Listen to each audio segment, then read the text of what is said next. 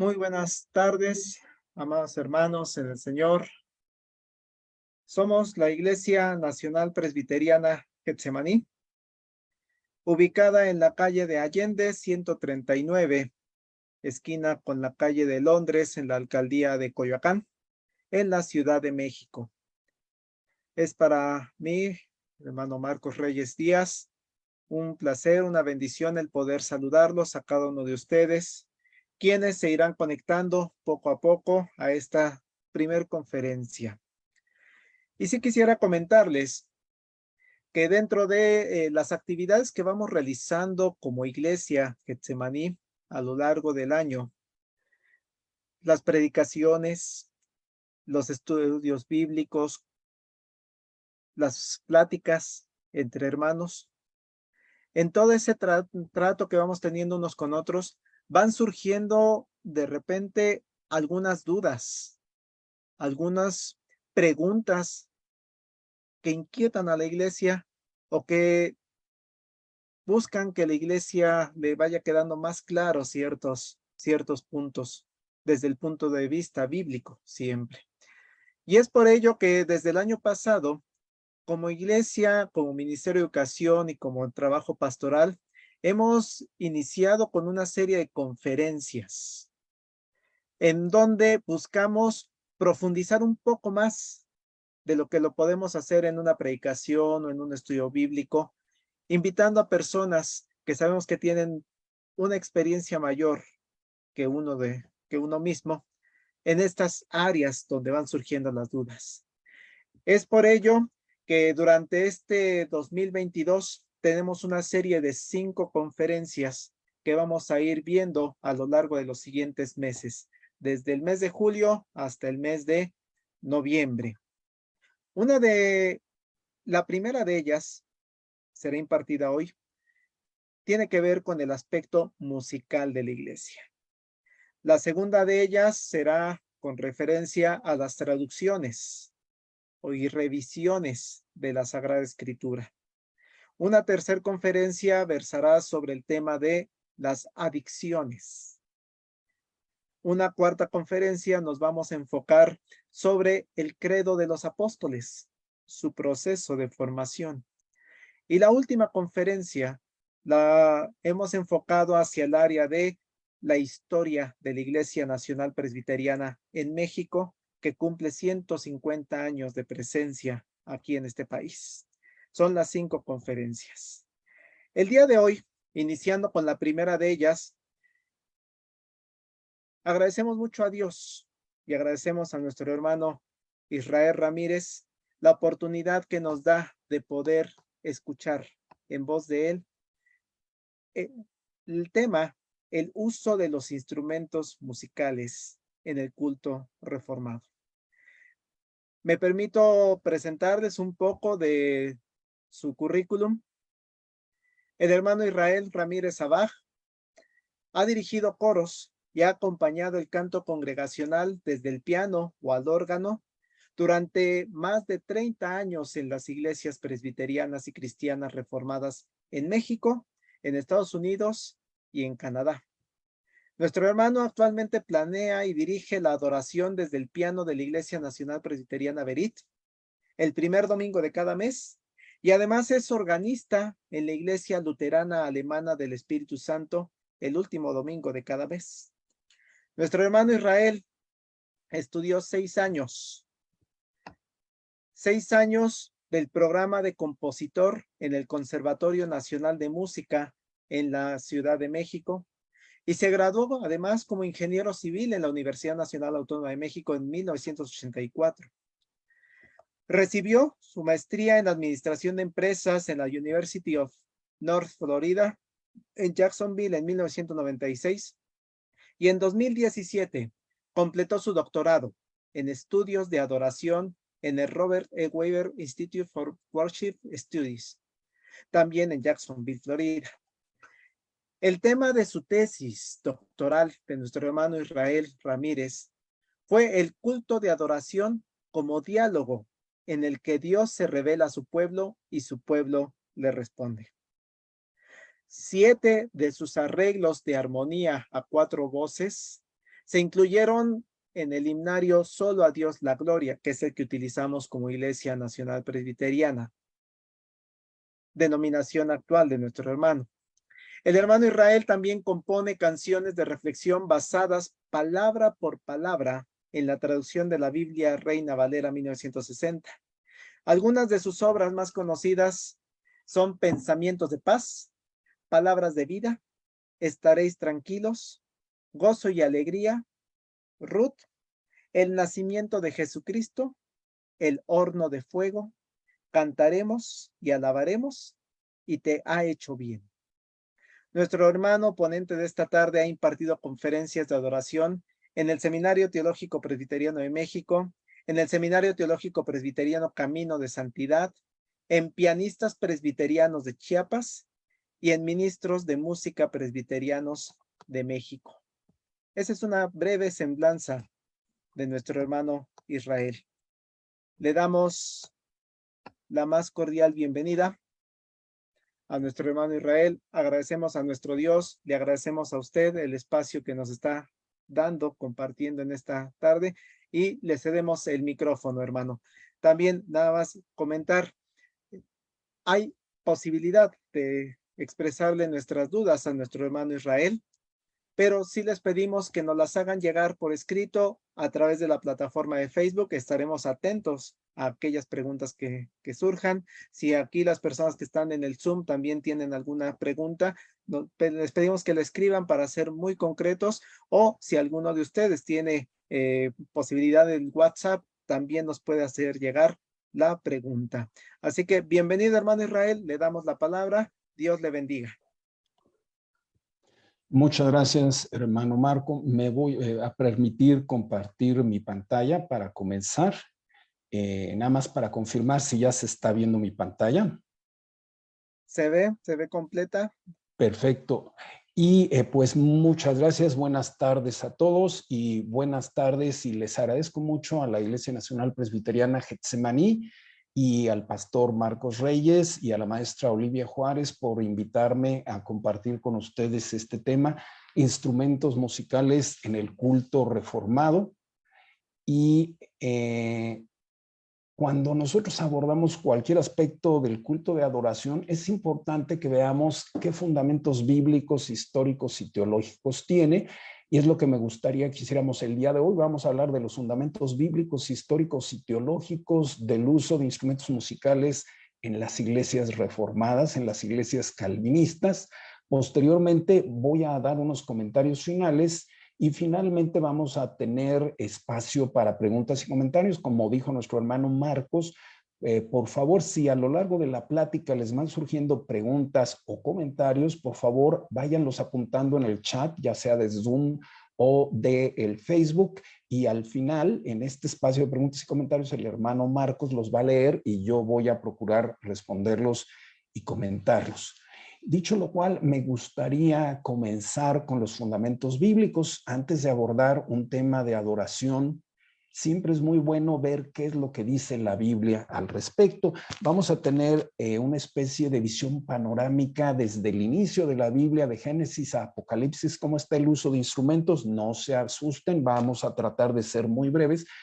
Voy a marcar algunos pasajes que me han llamado la atención y que creo que nos pueden ayudar a entender por qué usamos o no usamos instrumentos en las iglesias calvinistas.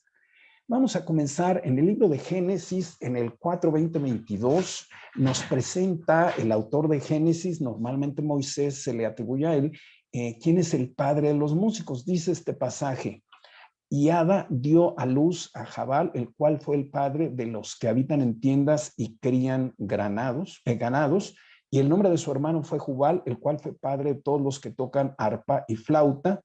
Y Sila también dio a luz a Tubalcaín, artífice de toda obra de bronce y de hierro. Aquí nos está diciendo que Jubal fue el padre de todos los que tocan arpa y flauta. El teólogo Jonathan Friedman dice que el pastoreo, es decir, los que habitan en tiendas y crían granados, la forja de metales y la música son las tres profesiones fundamentales sobre las cuales depende la humanidad. Por eso se mencionan aquí en el Génesis, al inicio de la narración bíblica. Y También nos llama la atención que Jubal, el padre de los músicos, no es parte de la línea genealógica de Jesús, que viene de Adán y su hijo Set, sino en este caso viene de Adán y su hijo Caín, aunque la línea de la promesa de Jesús viene por el lado de Set. Pero es interesante, es la primera mención de instrumentos musicales que encontramos.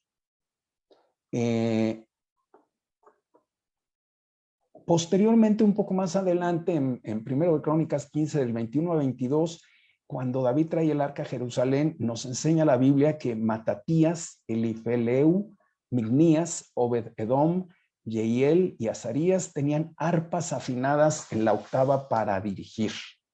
Y que Ananías, principal de los levitas en la música, fue puesto para dirigir el canto porque era entendido en ello. Las arpas a la octava, miren qué detalle musical nos presenta la Biblia. Hoy en día quizá diríamos arpa piccolo, ¿verdad? Afinadas a la octava, quizá eran a la octava porque suena un poco más agudo y se nota un poco mejor para dirigir y conducir a las demás arpas. También dice aquí que dirigía el canto porque era entendido en ello. Un principio, quizá podríamos entender que aquellos que dirigimos el canto, aquellos que participamos en la adoración, debemos ser entendidos en ello, tomando ejemplo de este pasaje de la Biblia. Un poco más adelante, también en 1 de Crónicas, en el 25:6 dice, y todos estaban bajo la dirección de su padre en la música, en la casa de Jehová, con címbalos, salterios y arpas para el ministerio del templo de Dios. Me gustaría mencionar que voy a estar escribiendo en azul, letras azules, todas aquellas direcciones que nos dan la Biblia, aspectos de música, de cómo hacer la música, cómo hacer la adoración a Dios, y con letras rojas los instrumentos musicales mencionados en la Biblia. Asaf, Jedutún y Emán estaban por disposición del rey. Era una instrucción. Estaban por disposición del rey, estaban bajo la dirección de su padre y utilizaban estos instrumentos. Siguiendo con el libro de Crónicas, dice aquí, en 1 de Crónicas 23, del 1 al 5, permítanme un segundo, estoy tratando de quitar aquí este cuadrito. Perfecto. Dice así la palabra de Dios, siendo pues David ya viejo y lleno de días, hizo a Salomón su hijo rey sobre Israel. Y juntando a todos los principales de Israel y a los sacerdotes y levitas, fueron contados los levitas de 30 años arriba, y fue el número de ellos por sus cabezas contados uno por uno, 38,000. De estos, 24,000 para dirigir la obra de la casa de Jehová y 6,000 para gobernadores y jueces. Además, 4,000 porteros y 4,000 para alabar a Jehová. Dijo David, con los instrumentos que he hecho para tributar alabanzas. Me llama mucho la atención, 4,000 levitas, su trabajo de tiempo completo era alabar a Jehová y prepararse durante toda la semana para alabar a Jehová. No hacían absolutamente nada más que tributar alabanzas. Eran instrumentos y posiblemente cantores, estas 4,000 personas.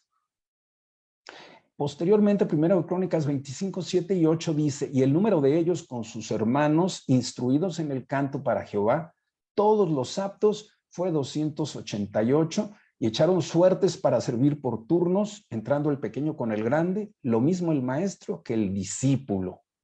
Aquí 288 que estaban instruidos en el canto y que además eran aptos. También seguimos viendo principios bíblicos. No cualquiera participaba, eran los instruidos en el canto y eran los aptos. Además, también me llama la atención que había un calendario de servicio por turnos. Hacían turnos y los organizaban de manera que está el pequeño con el grande y el maestro con el discípulo, y se combinaban para que fueran aprendiendo los pequeños del grande y los discípulos de los maestros. Más adelante, en 2 Crónicas 23, nos cuenta la historia de cuando Joiada derroca a la reina usurpadora Atalía. Dice, Joiada y otros más reunieron a los levitas y vinieron a Jerusalén. Entonces sacaron al hijo del rey, al hijo legítimo, el heredero, y lo ungieron rey diciendo, viva el rey. Y mirando esto Atalía, vio que todo el pueblo de la tierra mostraba alegría y sonaban bocinas y los cantores con instrumentos de música dirigían la alabanza. Entonces Atalía rasgó sus vestidos y dijo, traición, traición. Ellos pues le echaron mano y la mataron. Aquí me llama mucho la atención que menciona cantores con instrumentos de música. Creo que todos hemos cantado a capela en algún coro y cuando cantamos a capela lo hacemos sin instrumento, pero cuando nos preparamos nos apoyamos mucho con instrumentos de música. No sé si aquí la Biblia diga cantores con instrumentos de música, lo diga porque todos los cantores llevaban instrumentos de música o porque quiere destacar que estos solo eran cantores y tenían instrumentos de música o posiblemente eran cantores con instrumentistas que tocaban sus instrumentos. Pero también me gustaría comentar que un cantor entre los judíos y luteranos actuales es un músico de iglesia, es lo que en la iglesia presbiteriana quizá le diríamos ministro o director de música o de alabanza, es el que canta, toca, dirige. Me llama la atención, quizás salió de este pasaje. Más adelante llegamos a Salmos y el Salmo 33:3 nos dice, hacedlo bien tañendo con júbilo. Cantad cántico nuevo, hacedlo bien tañendo con júbilo. De entrada es una invitación, van a cantar, canten bien. Tañan, solamente los instrumentos se pueden tañer, la voz no se tañe, sino se canta y con júbilo. Esa es una invitación muy interesante. Vamos a cantar cántico nuevo a Jehová, lo vamos a hacer bien, lo vamos a hacer tañendo instrumentos y además lo vamos a hacer con júbilo. El Salmo 100 nos dice servir a Jehová con alegría. Si vamos a servir a Dios, lo hagamos con alegría. Para mí es un don cantar con alegría, pero también es un don cantar, ensayar con alegría. Para hacerlo bien hay que ensayar, hay que practicar y es un don de Dios que hasta el ensayo lo podamos hacer con alegría, disfrutando horas y horas y horas de repasar las partes difíciles, las partes delicadas. Es un don de Dios poderlo disfrutar, no solo el canto en la iglesia, sino cada uno de los momentos de preparación. El Salmo 68:25 dice, los cantores iban delante, los músicos detrás, y en medio las doncellas con panderos. Bendecida Jehová en las congregaciones, al Señor vosotros la estirpe de Israel. Podemos ver aquí una instrucción muy clara. Los cantores van adelante. Es hasta un poco de logística de organización. Los músicos atrás, en medio las doncellas, y una orden muy clara, bendecir a Dios en las congregaciones, en los cultos de adoración, al Señor vosotros, la estirpe de Israel. Al final de los salmos termina con este salmo, que es un hermoso salmo, que podemos ver, les comentaba que con letras azules todo lo que son indicaciones de cómo cantar, todo el Salmo 150 son indicaciones de cómo cantar y alabar a Dios. Hagámoslo en su santuario, en la magnificencia de su firmamento, por sus proezas, conforme a la muchedumbre de su grandeza, usar el son de la bocina, con salterio y arpa, con pandero y danza, con cuerdas y flautas, con címbalos resonantes y con címbalos de júbilo, y termina diciendo todo lo que respira, usted y yo incluidos, alabe a Jehová. Este es un resumen de cómo hay que alabar a Dios. En la historia del pueblo judío, en la historia bíblica, menciona que son exiliados y regresan algunos. Vamos a leer este pasaje, Esdras 2, 41, 64 al 65, el 3:10. Dice, los cantores, los hijos de Asaf, eran 128. Toda la congregación unida con un solo hombre era de 42,360, sin cortar sus siervos y siervas, los cuales eran 7,337, y tenían 200 cantores y cantoras.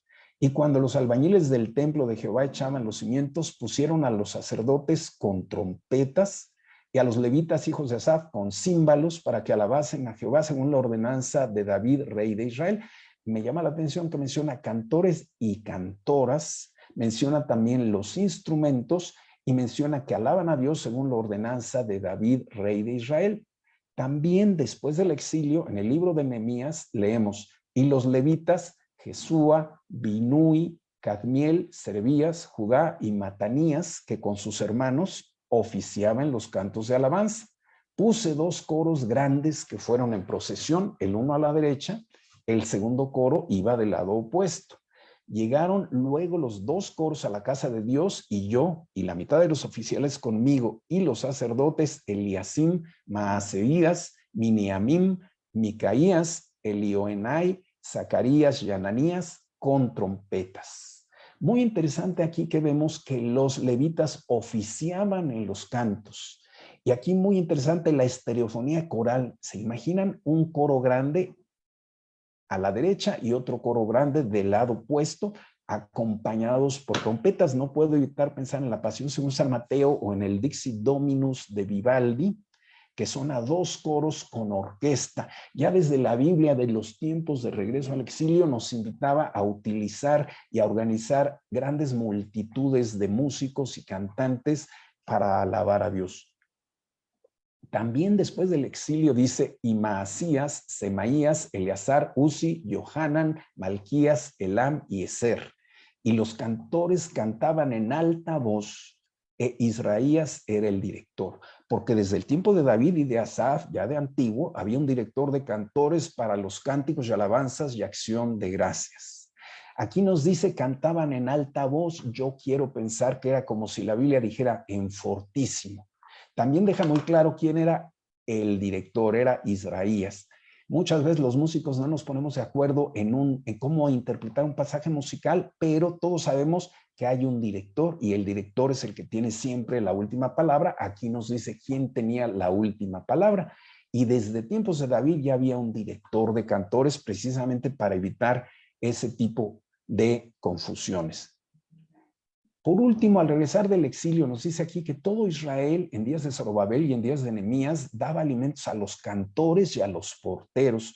Cada cosa en su día, consagraban a sí mismos sus porciones a los levitas y los levitas consagraban parte a los hijos de Aarón. Solo los cantores, es muy probable que también trompetistas y otros músicos. Y le había hecho una gran cámara en la cual guardaban antes las ofrendas, el incienso, los utensilios, el diezmo del grano, del vino y del aceite que estaba mandado dar a los levitas y a los cantores y a los porteros y la ofrenda de los sacerdotes. Vemos aquí que no solo los sacerdotes vivían del diezmo y ofrendas, sino los cantores y seguramente los músicos también. Vamos a mencionar ahora qué dice el Nuevo Testamento de instrumentos musicales. Notaremos que no hay mucha mención de instrumentos musicales dentro de un culto de adoración. De hecho, no hay ninguna. Todas las veces que habla, vamos a ver algunos de los casos, todas las veces que habla es fuera del contexto del culto de adoración. Por ejemplo, Jesús menciona instrumentos musicales en las parábolas. En Mateo 11 dice, ¿mas a qué compararé esta generación? Es semejante a los muchachos que se sientan en las plazas y dan voces a sus compañeros diciendo, os tocamos flautas y no bailasteis, os endechamos y no lamentasteis. También Pablo menciona los instrumentos. Por ejemplo, en 1 Corintios 14:7 dice, ciertamente las cosas inanimadas que producen sonidos como la flauta o la cítara, si no dieren distinción de voces, ¿cómo se sabrá lo que toca con la flauta o con la cítara?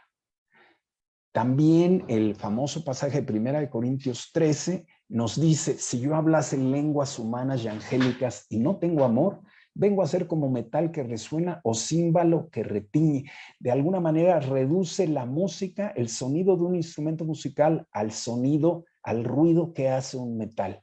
Algunos eruditos piensan que esto es una referencia negativa a la actitud de los fariseos, pero esta mención del instrumento musical definitivamente no se trata dentro de un culto de adoración. Todos sabemos que la parusía o la segunda venida de Cristo se va a anunciar con el sonido de trompeta. Esto se dice en varias partes de los evangelios y en las epístolas. También el Apocalipsis menciona arpas. Apocalipsis 5:8 dice, y cuando hubo tomado el libro, los 4 seres vivientes y los 24 ancianos se postraron delante del Cordero. Todos tenían arpas y copas de oro llenas de incienso, que son las oraciones de los santos, y cantaban un nuevo cántico. Apocalipsis 15:2 dice, vi también como un mar de vidrio mezclado con fuego, y a los que habían alcanzado la victoria sobre la bestia y su imagen, y su marca y el número de su nombre, en pie sobre el mar de vidrio, con las arpas de Dios. También el Apocalipsis menciona trompetas en Apocalipsis 8:2, que dice, y vi a los 7 ángeles que estaban en pie ante Dios y se les dieron 7 trompetas. En el 8:6 dice, y los 7 ángeles que tenían las 7 trompetas se dispusieron a tocarlas. Es decir, en el Antiguo Testamento había instrumentos musicales sin duda. En el Nuevo Testamento había instrumentos musicales, pero no necesariamente se usaban en el culto de adoración. De hecho, el Nuevo Testamento no menciona ninguna vez el uso de instrumentos musicales en el culto. Y posteriormente, en el final de los tiempos, el Apocalipsis dice que habrá trompetas y arpas. Y esto trae a la memoria, si en el Antiguo Testamento y en el Nuevo Testamento estamos analizando el uso de instrumentos y al final de los tiempos va a haber uso de instrumentos, a mí me surgió la duda, antes de la creación, ¿habría instrumentos en la adoración celestial? Algunas personas piensan que sí. Dice Ezequiel 28:13, en Edén, en el huerto de Dios estuviste, de toda piedra preciosa era tu vestidura, de cornerina, topacio, jaspe, crisólito, berilo y ónice, de zafiro, carbunclo, esmeralda y oro. Los primores de tus tamboriles y flautas estuvieron preparados para ti en el día de tu creación.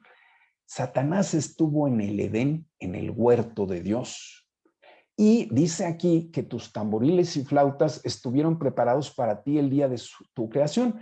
Si este pasaje se refiriera a Satanás, entonces los tamboriles y las flautas estuvieron preparados para Satanás el día de su creación, que fue definitivamente antes de la creación del Edén. Por lo tanto, algunas personas piensan que pudo haber música de tamboriles y flautas, por lo menos en el cielo, y que Satanás posiblemente participaba en la adoración a Dios con instrumentos musicales.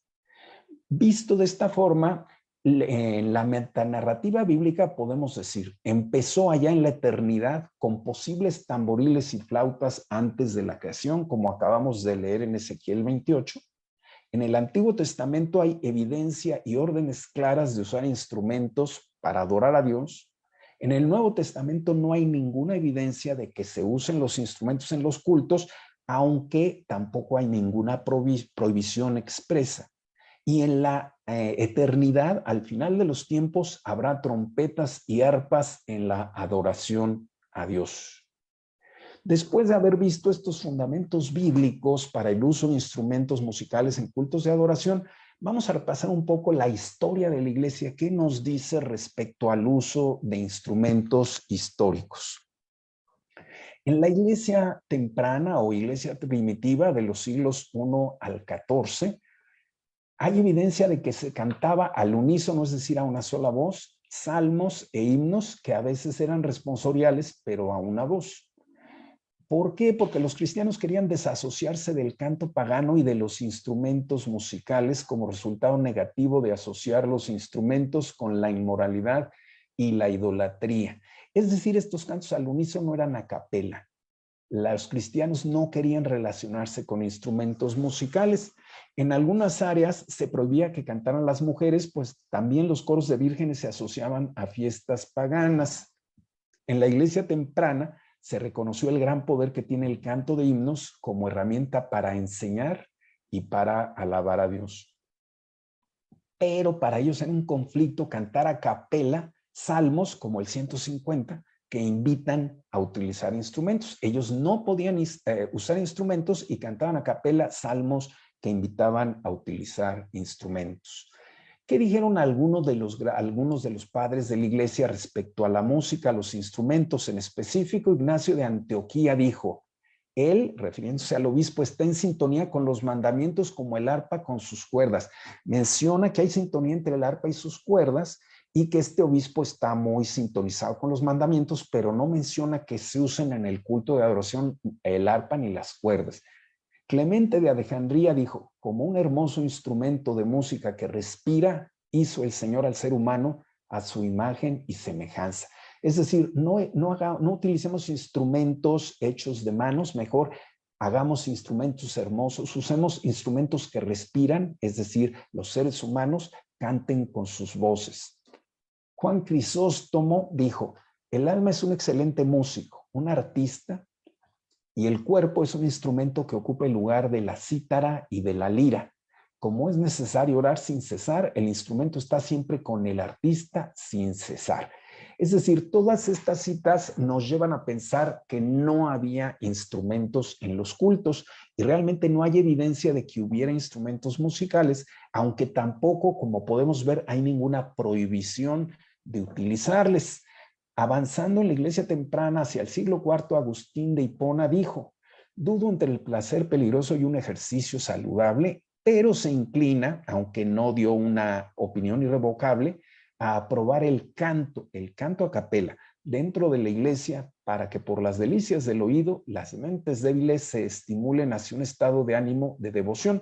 Agustín de Hipona disfrutaba demasiado de la música y tenía miedo que el disfrutar la música nos distrajera del objetivo principal de adorar a Dios en un culto. No hay evidencia, entonces, una evidencia contundente de que se usaran instrumentos en los cultos, pero por otro lado tampoco hay una prohibición expresa en ningún documento de utilizarlos. Después vino la Edad Media, del siglo V aproximadamente al siglo XV. ¿Qué pasó ahí? De entrada, hay evidencia de que poco a poco la iglesia agregó instrumentos en el culto. Empezó con dos, con el órgano, con un bisabuelo del órgano como lo conocemos hoy en día, y las campanas. Esto fue en el siglo VII. No hay evidencia antes del siglo VII del uso de instrumentos, pero sí hay evidencia que la iglesia cristiana a partir del siglo VII usaba instrumentos en su culto de adoración.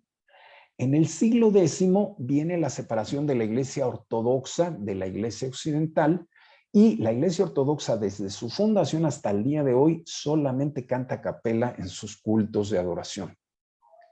Otros instrumentos ya se fueron añadiendo poco a poco en la iglesia cristiana hasta que a fines de la Edad Media, ya por el siglo XV, ya era extenso el uso de instrumentos en la música sacra, incluyendo todas las partes de una misa. Después de la Edad Media viene la Reforma del siglo XVI. Vamos a ver qué pensaban los tres principales reformadores.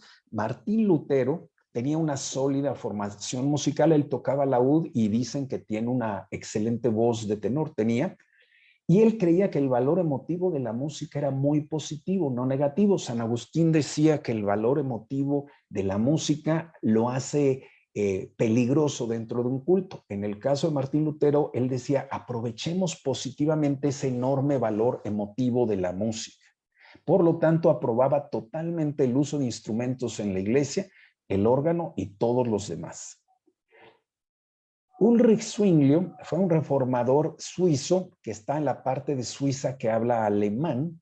Él también tenía una sólida formación musical. De hecho, parece que de todos los reformadores famosos, él era el más consumado de los músicos. Sin embargo, creía que la música es demasiado poderosa y emocional para usarla en el culto cristiano.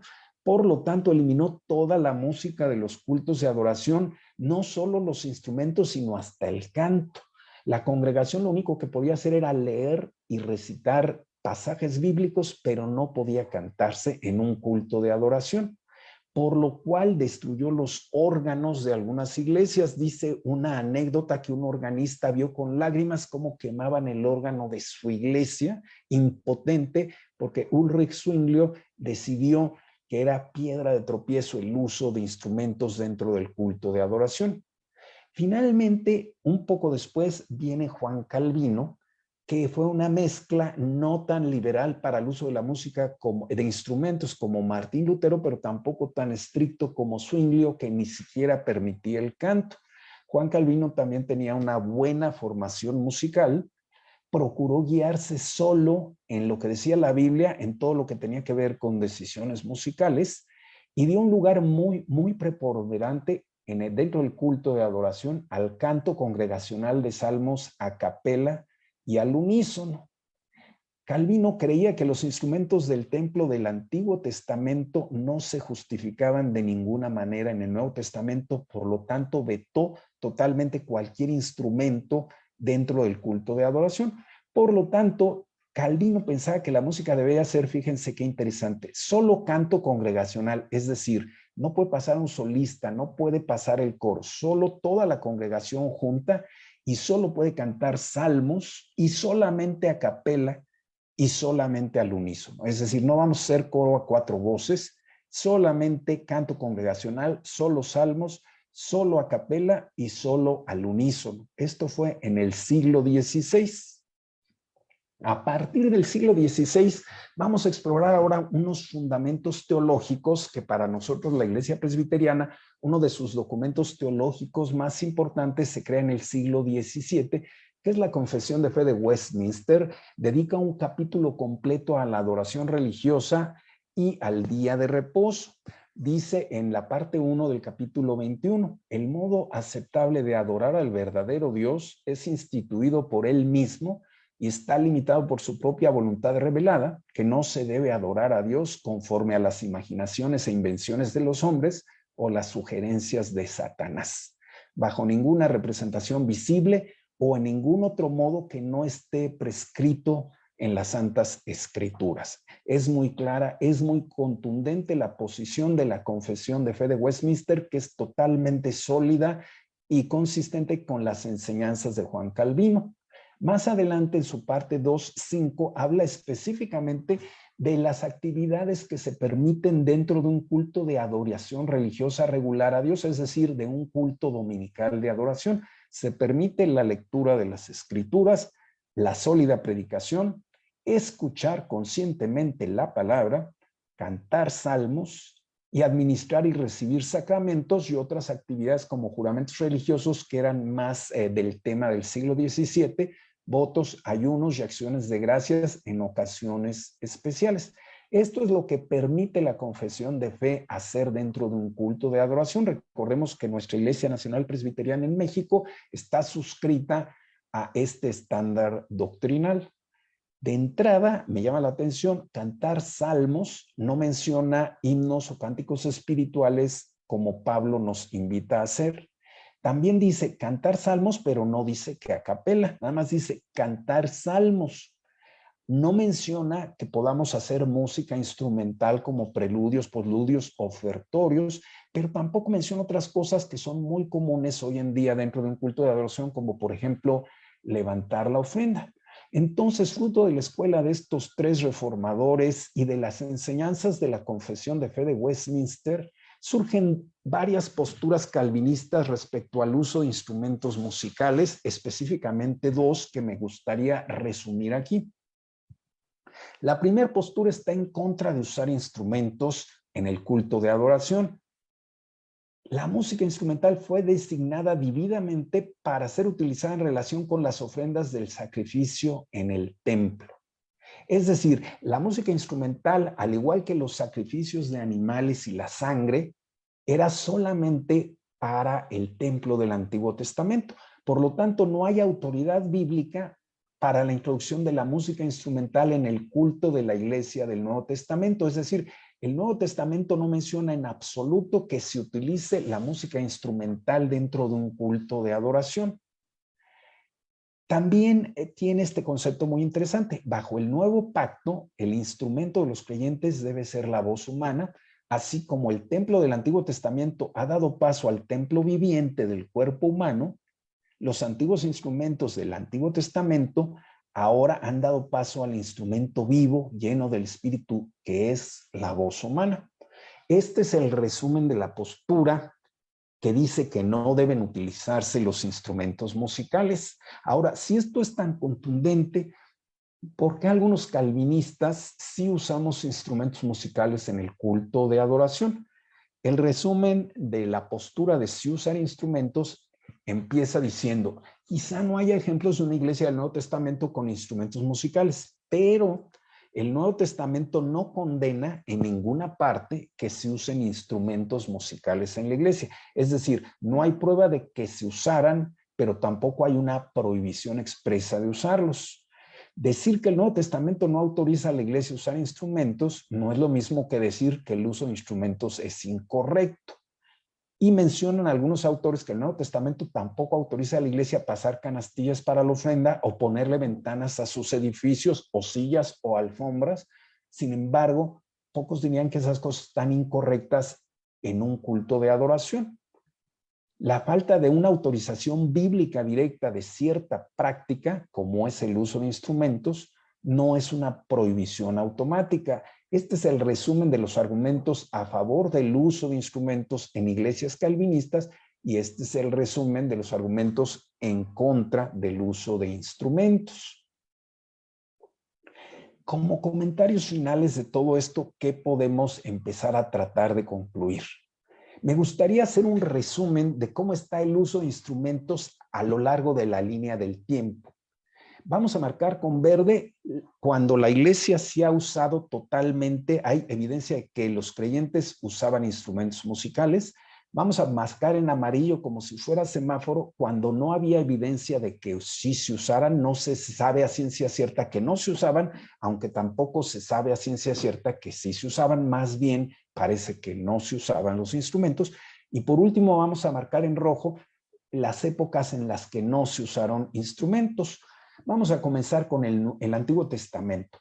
El Antiguo Testamento, los judíos, hay plena prueba de que sí utilizaban instrumentos. Posteriormente, en el Nuevo Testamento vemos que los judíos, no hay prueba, no hay evidencia en el Nuevo Testamento que en las sinagogas o en el templo judío se usaran instrumentos. Y para los cristianos tampoco hay evidencia en el Nuevo Testamento de que hubiera instrumentos en el culto público.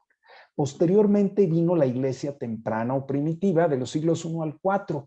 Ahí sí hay evidencia histórica y documental que los judíos se abstuvieron de utilizar instrumentos, los judíos estuvieron cantando solamente a capela y los cristianos seguían igual que en el Nuevo Testamento. No queda claro si usaban o no, aunque lo más probable es que no usaban instrumentos musicales.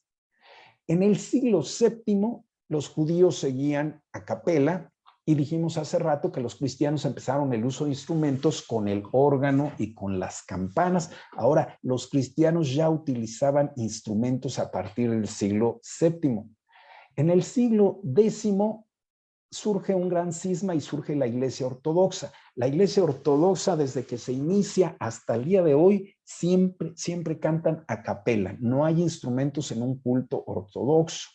Los judíos siguen igual a capela y los cristianos continúan la práctica de ir incrementando instrumentos musicales. Esto fue hasta el siglo X. El resto de la Edad Media siguió igual. Los judíos no usan instrumentos, los cristianos sí, excepto los ortodoxos. A partir de la reforma del siglo XVI, surgen grupos cristianos con puntos de vista que ya no están tan consistentes. Ortodoxos y calvinistas y judíos en el siglo XVI no utilizaron, hay evidencia concreta de que no había uso de instrumentos y hay evidencia concreta de que luteranos y católicos sí los usaron durante la Reforma. Los católicos ya los venían usando y los luteranos desde el inicio con Martín Lutero utilizaron sus instrumentos. En el siglo XVII, que es cuando surge la Confesión de Fe de Westminster, los judíos siguen a capela, los ortodoxos a capela, luteranos y católicos con música y los calvinistas se empiezan a dividir entre los calvinistas que con mucha tradición siguen solamente a capela y los calvinistas que empiezan a introducir música. Para el siglo XIX hay una reforma en la adoración judía y permiten por primera vez en la línea de la historia introducir instrumentos musicales, aunque los más tradicionales hasta la fecha siguen a capela. Lo mismo pasa, ortodoxos a capela siempre, luteranos católicos con música y los calvinistas cada vez son más los que usan instrumentos y cada vez son menos los que siguen la tradición de cantar a capela. Para la actualidad en el siglo XXI se ha seguido esa tendencia, podemos resumir, judíos prácticamente todos usan instrumentos, solo una minoría muy conservadora se mantiene a capela. Calvinistas, la gran mayoría usa instrumentos y una minoría muy fiel a la tradición original de Calvino y de la Confesión de Fe se mantiene utilizando solamente la música vocal. Luteranos y católicos utilizan todos los instrumentos que pueden y los ortodoxos continúan, como comentamos hasta la fecha, solamente música vocal. Como comentarios finales, podríamos decir, la Biblia ni prohíbe ni ordena el uso de instrumentos musicales en la iglesia. Por lo tanto, una iglesia tiene libertad para usar instrumentos musicales en el culto, pero también tiene libertad para no hacerlo. ¿Cuál es la recomendación? Seleccionemos cuidadosamente la música que incluimos en el culto de adoración. ¿Por qué? Porque siempre escuchamos la música con asociaciones y connotaciones, nos dice el teólogo Martin y Marty. Es decir, no podemos oír música sin asociarla y sin tener connotaciones a esa música que escuchamos. Debemos considerar entonces nuestra situación musical moderna, es decir, ¿qué aire musical respira nuestra cultura mexicana en el siglo XXI? Parafraseando lo que enseña el teólogo, también es luterano, Charles Saint-Onge. ¿Qué aire musical se respira hoy en día? Respiramos música ranchera, respiramos música banda, respiramos música clásica, respiramos rock de los años 70. Vamos a ser realistas, hay un aire musical que estamos respirando, no lo podemos separar. Pero el punto es, ese aire musical que respiramos, ¿qué nos dice? La música vocal normal, vocal a capela normalmente nos sugiere, nos asocia o tiene connotaciones religiosas, pero pues hay grupos a capela que cantan música de todo tipo. Yo tengo un CD de música de Cricri cantado a capela con un sexteto que es totalmente vocal a capela y no es música religiosa. Un órgano normalmente tiene asociaciones y connotaciones dentro de la iglesia, pero hay mucha música de órgano que no es religiosa. Lo mismo podríamos decir si oímos piano o guitarra, pero ¿qué pasa si oímos guitarra eléctrica? ¿Qué pasa si oímos guitarra folclórica, una quena, un bombo legüero, o oímos un charango, unas zampoñas? ¿O qué pasa si oímos un saxofón? ¿Nos sugerirá jazz? Oímos un acordeón, nos sugerirá tangos. Oímos una tuba, nos sugerirá música banda. Debemos seleccionar cuidadosamente la música que incluimos porque va a haber asociaciones y connotaciones. Me gustaría también mencionar una paradoja, de la música en la iglesia. La iglesia actual está compuesta por cada tribu, idioma, pueblo y nación, es decir, toda cultura que hay sobre la tierra. Todos estos de tribu, idioma, pueblo y nación estamos reunidos en un nuevo reino, nación, cuya cultura trasciende todas las anteriores. Este reino debe cantar una nueva canción y este cántico no puede ser completamente diferente del antiguo porque resulta que la iglesia sigue permaneciendo en este mundo. Mientras estemos en esta carne y en esta tierra, los cristianos vamos a hacer música con los mismos instrumentos y las mismas voces que los incrédulos. Por lo tanto, queda una paradoja doble. La música de la iglesia, ya sea de voces o de instrumentos, proviene del mundo. El do, re, mi, fa, sol, la, si, do que utilizamos es el mismito que usa la gente del mundo, la gente no creyente. Pero esa música que proviene del mundo debe ser de una calidad diferente a la del mundo. La música de la iglesia puede surgir de lo antiguo, pero al mismo tiempo debe ser un cántico nuevo. Hay dos paradojas. Viene del mundo la música, pero debe ser diferente a la del mundo. La música de la iglesia puede surgir de lo antiguo, pero a la vez debe ser un cántico nuevo. Entonces, los que usamos instrumentos, ¿qué debemos de hacer? ¿Qué criterios seguir para decidir qué instrumentos, qué música ponemos? Los que no usamos instrumentos, sino cantamos solo música vocal a capela, ¿qué criterios debemos de seguir? Bueno, vamos a mencionar y citar aquí al apóstol San Pablo. En 1 Corintios 10, 23 al 33 dice, todo me es lícito, cualquier tipo de música, pero no todo conviene. Todo me es lícito, pero no todo edifica. Entonces, ninguno busque su propio bien, la música que a mí me gusta, la música que a mí me acomoda, sino busquemos el bien del otro, el bien de todo el cuerpo de Cristo. De todo lo que se vende en la carnicería, dice San Pablo, comed sin preguntar nada por motivos de conciencia, porque del Señor es la tierra y su plenitud. Si algún incrédulo os invita y queréis ir, de todo lo que se os ponga delante, comed sin preguntar nada por motivos de conciencia. Pero si alguien nos dice, esto fue sacrificado a los ídolos, quizá esta música fue compuesta con otro fin, no lo comáis por causa de aquel que lo declaró. Y también por motivos de conciencia, porque el Señor es la tierra y su plenitud. La conciencia, digo, no la tuya, sino la del otro, pues ¿por qué se ha de juzgar mi libertad por la conciencia de otro? Y si yo con agradecimiento participo, ¿por qué he de ser censurado por aquello de que doy gracias? Si pues coméis o bebéis o hacéis otra cosa, como tocar música instrumental o tocar música vocal dentro del culto, hacedlo todo para la gloria de Dios.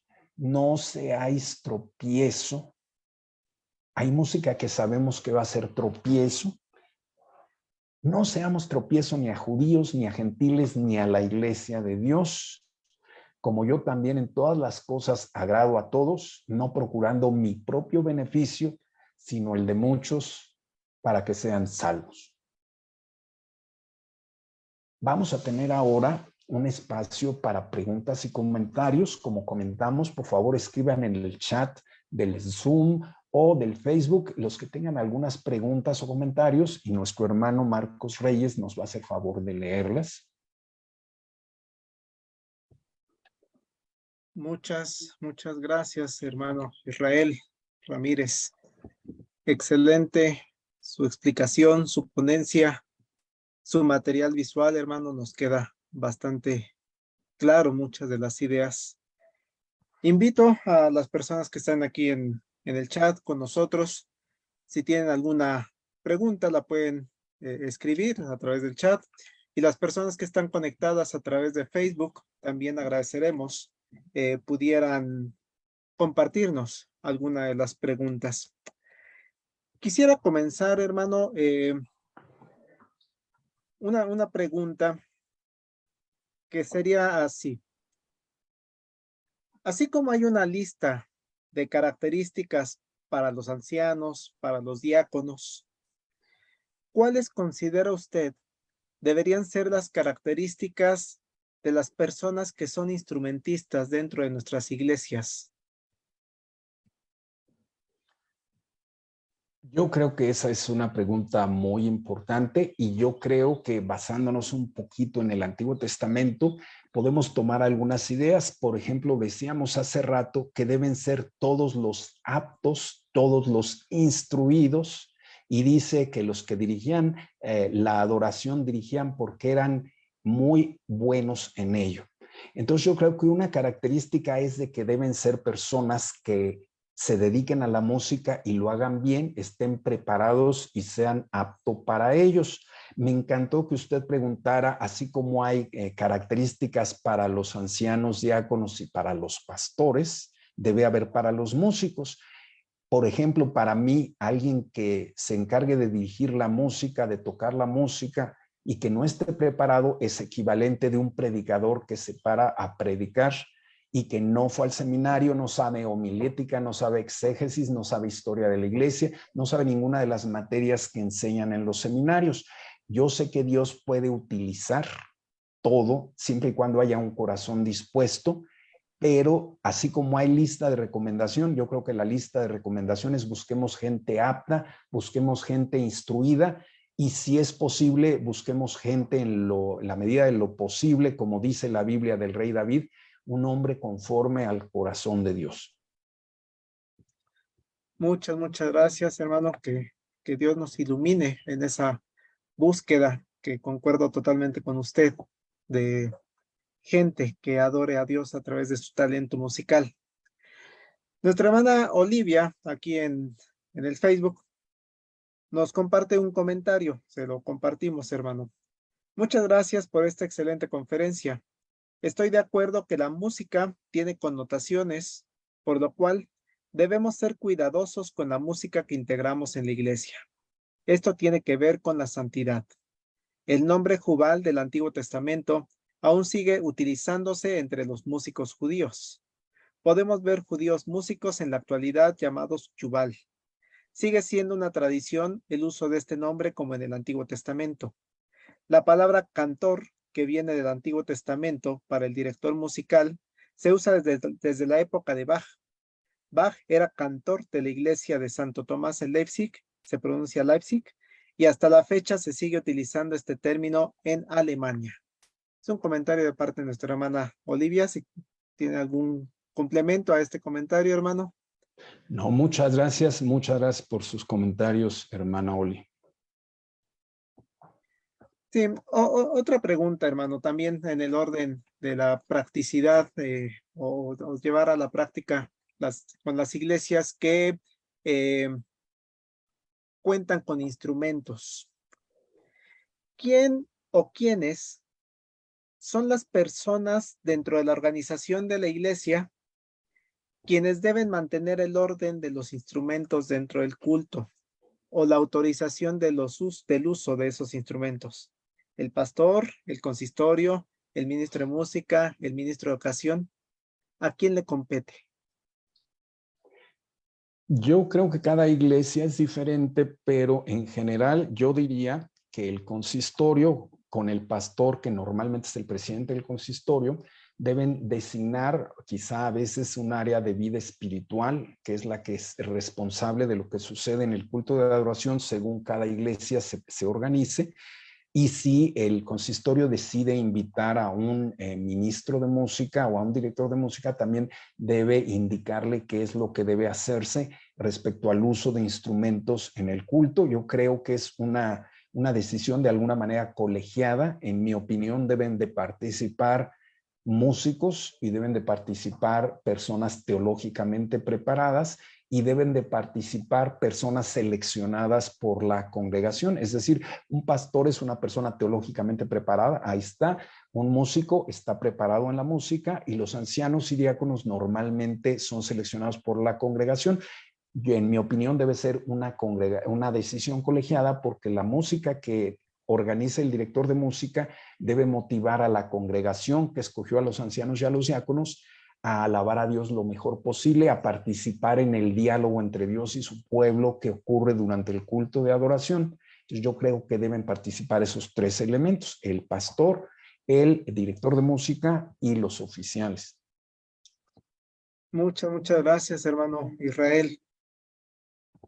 Aquí también leo el comentario de nuestra hermana Dolores López. Muchas gracias.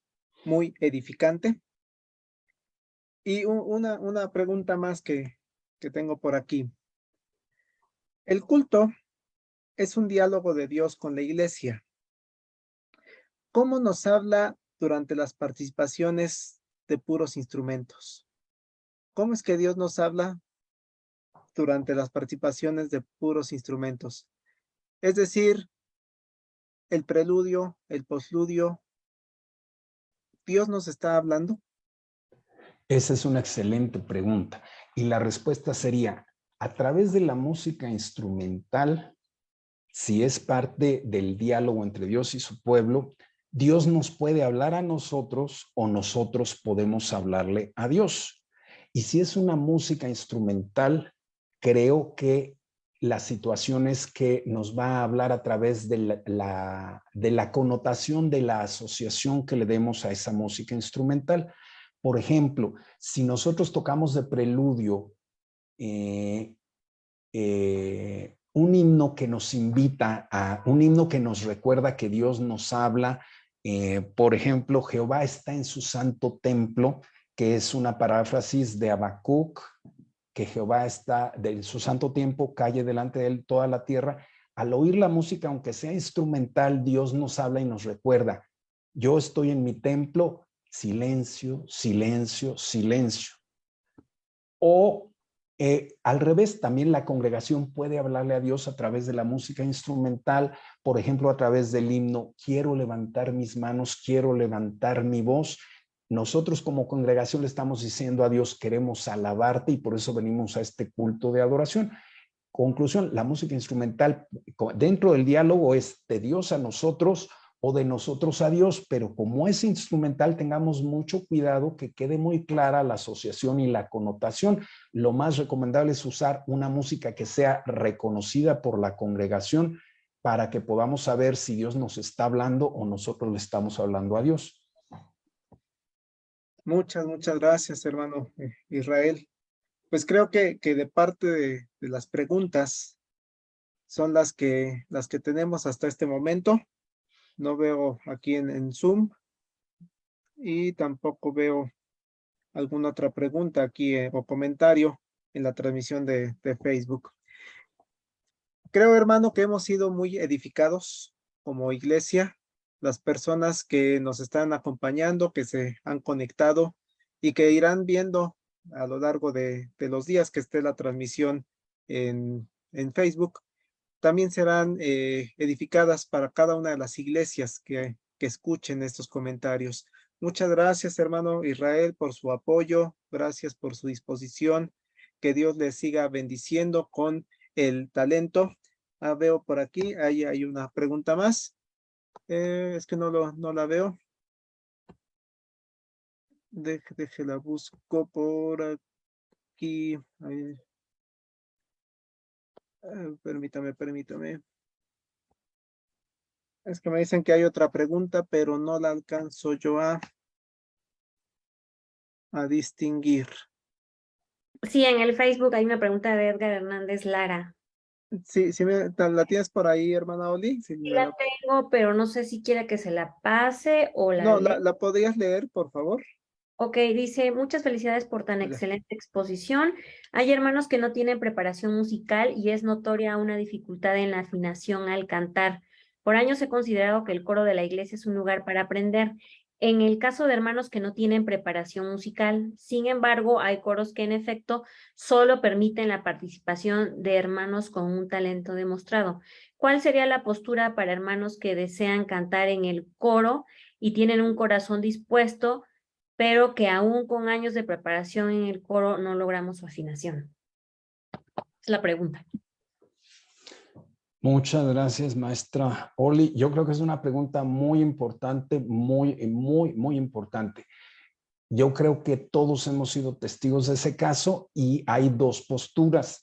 La primera postura es que en el coro deben cantar solo los aptos, solo los instruidos, los que sean capaces de hacerlo bien. Y el soporte bíblico para esto es que el cuerpo de Cristo es un símil con el cuerpo humano.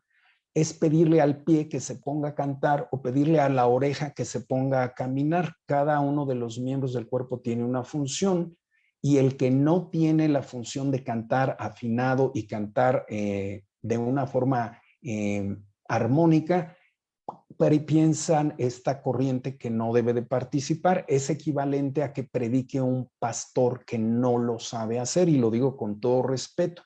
Creo que Dios nos da dones a todos y que debemos utilizar nuestros dones. Esa es la postura número uno. La postura número dos es que todos pueden participar. Nada más que yo me permitiría complementar que el culto de adoración es un diálogo entre Dios y su pueblo. En teoría, cuando canta, el pueblo debe cantar todo el pueblo, toda la congregación junta. Por lo tanto, no es tan indispensable que sea ese hermano parte del coro. Esa persona que no es tan afinada puede cantar siempre dentro de un culto, en el diálogo entre Dios y su pueblo, puede cantar con toda la congregación. Yo creo que no es necesario que tiene que estar en el coro, y de hecho en el culto de adoración, el coro cuando canta a nombre de Dios hacia el pueblo, o canta a nombre de la congregación hacia el pueblo, hacia Dios, perdón, pero lo ideal es que siempre todo el coro, toda la congregación, perdón, todo el pueblo de Dios que es la congregación debe de cantar. Entonces, ya que le vamos a dar lugar a un coro para que lo haga a nombre de la congregación, pues que lo hagan bien. Ese es mi punto de vista. Una persona que canta no sabe o no puede cantar bien, en el coro siempre podrá cantar con toda la congregación y participar en ese diálogo entre Dios y su pueblo. Aunque la otra postura es, pues todos somos parte del cuerpo, y si quiere la oreja cantar, que cante, y si quiere la pestaña correr, pues que corra. Hay gente que prefiere no impedirlo. Muchas gracias, hermano Israel. Sí, una postura o la otra son difíciles para los directores de coro. Creo que lo sabemos. Te recibo o no te recibo como corista, ¿no? Como coreuta. Pero muchas gracias, hermano. Pues, como les comentaba, ya no veo más preguntas. El comentario de la hermana Alejandra Cisneros. Gracias, hermano Israel Ramírez. Muy claro, muy edificante. Y estoy seguro de eso, hermano Israel. Lo que usted nos ha compartido en esta tarde será de edificación para los que estamos aquí presentes escuchándolo, también para las personas que lo vean posteriormente. Este video va a estar también en nuestra plataforma de YouTube. A partir del día de mañana se sube a YouTube. En Facebook permanece desde este momento que lo estamos transmitiendo.